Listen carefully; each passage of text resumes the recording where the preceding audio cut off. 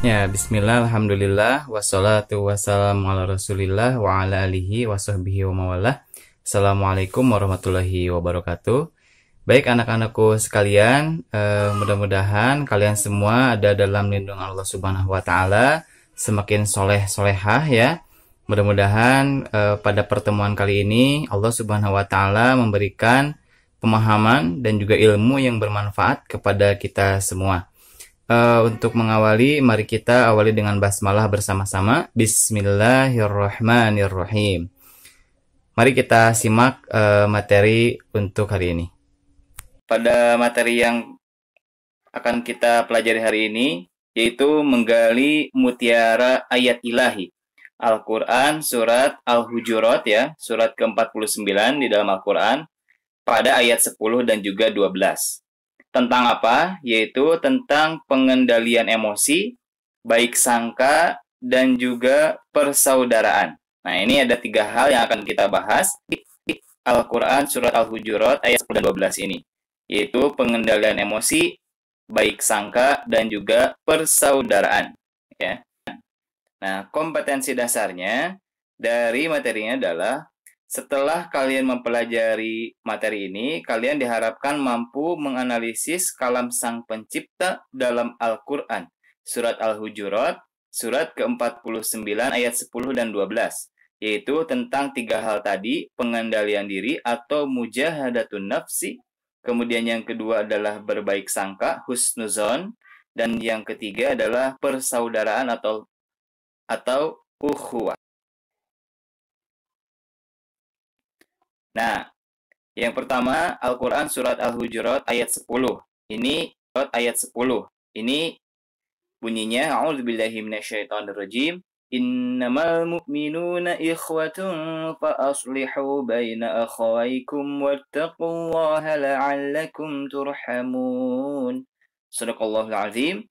Yang artinya adalah, sesungguhnya orang-orang mukmin itu bersaudara. Karena itu, damaikanlah antara kedua saudaramu yang berselisih dan bertakwalah kepada Allah agar kamu mendapat rahmat. Nah, dari Al-Quran Surat Al-Hujurat ayat 10 ini, ada kandungan yang sangat utama, yaitu tentang ikhwatun atau ukhuwah, ya, yaitu persaudaraan. Dalam artian, seorang muslim tidak boleh bermusuhan dengan muslim lainnya. Oke. Nah, yang kedua adalah Al-Quran Surat Al-Hujurat ayat yang ke-12-nya. Nah, ini Bapak akan bacakan artinya ya. Wahai orang-orang yang beriman, jauhilah banyak dari prasangka. Sesungguhnya sebagian prasangka itu dosa. Dan janganlah kamu mencari-cari kesalahan orang lain. Dan janganlah ada di antara kamu yang menggunjing sebagian yang lain. Apakah ada di antara kamu yang suka memakan daging saudaranya yang sudah mati? Tentu kamu merasa jijik dan bertakwalah kepada Allah. Sungguh Allah Maha Penerima Taubat, Maha Penyayang. Nah, ini Surat Al-Hujurat ayat 12. Dalam Surat Al-Hujurat ayat 12 ini, terdapat kandungan yang sangat menarik, yaitu tentang husnuzon atau baik sangka. Dalam artian, seorang muslim harus selalu berprasangka baik kepada sesama. Nah, jangan sampai pernah berlaku su'uzon, yaitu kebalikannya, berburuk sangka. Maka jika ada saudara kita yang melakukan hal ini, hal itu tidak sesuai dengan keinginan kita, maka seharusnya sebagai seorang muslim, sebagai amalan dari Al-Hujurat ayat 12 ini, kita harus senantiasa berbaik sangka. Bukan mencari-cari kesalahan orang lain, tapi mencari-cari kebaikan orang lain. Begitu. Karena kalau mencari kesalahan orang lain, membicarakannya kepada orang lain, menggunjingnya, maka ini sama dengan memakan daging saudaranya yang sudah mati. Na'udzubillahi min dzalik. Dosa yang sangat besar ya. Nah, kemudian kita akan lihat contohnya ini ya. Dari hal persaudaraan. Ada dalam sebuah film The Message ya yang sangat terkenal tentang perjalanan Nabi Muhammad SAW. Ini ada sahabat Bilal dengan saudara muslimnya. Nah, dia karena merasa beriman kepada Allah Subhanahu wa Ta'ala, dia tidak tega untuk mencambuk saudaranya ini, seiman ini, walaupun diperintahkan oleh tuannya. Dan Bilal ini kita ketahui dulu ini dia adalah seorang budak, gitu. Dengan perasaan kasih sayangnya, dengan persaudaraan sesama muslimnya, dia tidak mampu mencambuk saudaranya ini. Walaupun nanti hukumannya adalah bisa jadi kematian. Dari siapa? Dari tuannya. Dimarahi oleh tuannya bahwa katanya Bilal ini sudah diberi kemanusiaannya. Dia akan diajari katanya bagaimana untuk turut kepada tuannya. Sampai kita ketahui dalam sejarah dikatakan Bilal ini digencet oleh batu. Nah, kurang lebih gambarnya seperti ini.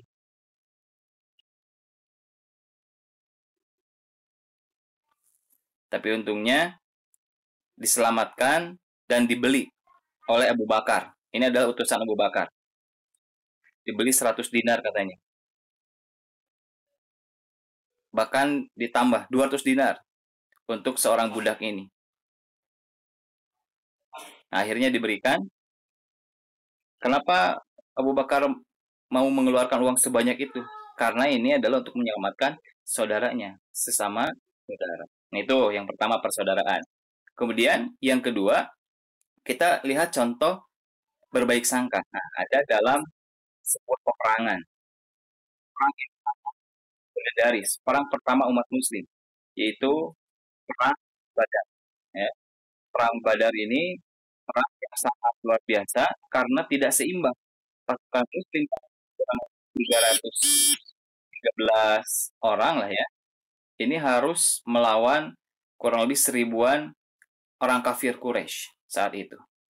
Tapi mereka semua umat muslim ini berhusnuzon, berbaik sangka. Pertama kepada siapa? Kepada Allah Subhanahu wa taala, bahwa Allah pasti akan menolong mereka.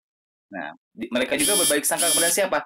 Kepada sesamanya, pasti akan saling menolong, saling benar-benar mengeluarkan kemampuan terbaiknya. Dalam apa? Dalam berperang. Walaupun hanya sedikit, ya, hanya 300-an orang melawan 1000-an orang, yaitu melawan 3 kali lipatnya. Tapi yang benar saja, ketika mereka berbaik sangka kepada Allah, berhusnuzon kepada Allah, Allah pun menurunkan malaikat bergelombang-gelombang seperti yang disampaikan oleh Allah Subhanahu wa taala dalam Al-Qur'an. Yang tidak dilihat oleh kaum muslimin, tapi mereka membantu kaum muslimin untuk mengalahkan orang-orang kafir ini. Sehingga apa? Kemenangan didapatkan oleh orang-orang muslim, yaitu dengan senantiasa berbaik sangka kepada Allah Subhanahu wa taala, berbaik sangka kepada sesama saudaranya, sesama muslim, dan lain sebagainya. Nah, kemudian yang ketiga adalah mujahadatun nafsi. Mungkin kita tidak asing lagi ya dengan sebuah film orang yang senantiasa marah begitu ya, hulek begitu ya. Nah, padahal kontrol diri ini sangat penting ya. Nah, ketika suatu saat Rasulullah SAW pulang dari perang Badar, perang Badar itu termasuk salah satu perang yang sangat besar di zaman Rasulullah SAW. Ketika pulang perang Badar, Rasulullah SAW mengatakan kepada para sahabat, kita baru saja kembali dari perang yang kecil dan akan masuk kepada satu perang yang besar. Sahabat bertanya, ya Rasulullah, ada lagi perang yang lebih besar dari ini? Rasulullah SAW mengatakan melawan hawa nafsu. Nah, ini adalah bagian daripada pembicaraan tentang kontrol diri atau self control. Nah, kita lihat dalam film-film ya Marvel begitu ya, ada Hulk yang senantiasa marah. Tapi apakah marah itu menyelesaikan masalah? Tidak, ya. Dengan tidak mengontrol diri, malah hanya akan menimbulkan kehancuran. Nah, kita lihat berbagai macam kehancuran terjadi ketika apa?